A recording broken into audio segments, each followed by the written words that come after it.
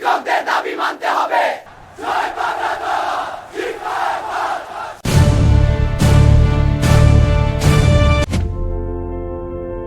জাতীয় সংসদ নির্বাচনের আগেই নবম পে স্কেলের গেজেট জারির দাবিতে আন্দোলন করছেন সরকারি চাকুরিজীবীরা।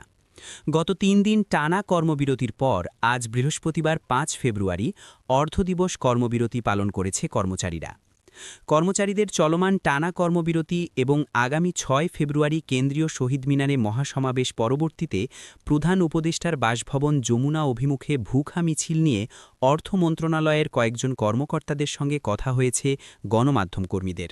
তারা বলছেন, এর আগেও কর্মচারীরা আন্দোলন করেছেন। আন্দোলন করা তাদের অধিকার, তবে বেশি চাপাচাপি করলে হিতে বিপরীত হওয়ার সম্ভাবনা রয়েছে। নবম পে স্কেল যেন বাস্তবায়ন করা যায় সেজন্য অন্তর্বর্তী সরকার অর্থের সংস্থান করে রেখেছে। তবুও এ ধরনের আন্দোলনের যৌক্তিকতা দেখছেন তারা।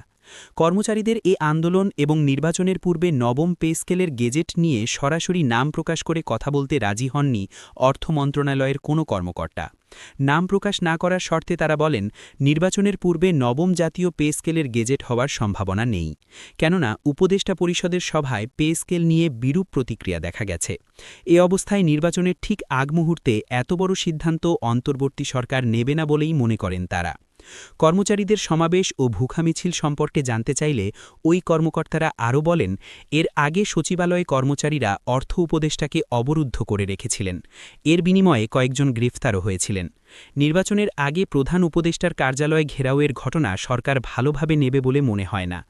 অর্থ উপদেষ্টা ডা. সালেহুদ্দিন আহমেদ বলেছেন, পরবর্তী সরকারের জন্য একটা স্বস্তিদায়ক অর্থনৈতিক অবস্থা রেখে যাচ্ছে অন্তর্বর্তী সরকার। ৫ই আগস্টের পর নড়বড়ে অর্থনীতি ১.৫ বছরে ঠিক হয়েছে।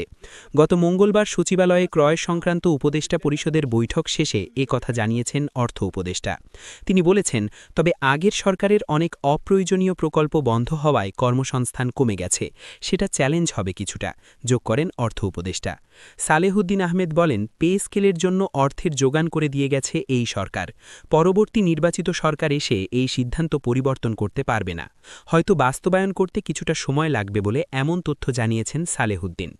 অর্থ উপদেষ্টা আরও বলেন, সরকার গণভোটের জন্য বরাদ্দ রেখেছে, কিন্তু হ্যাঁ ভোটের জন্য নয়।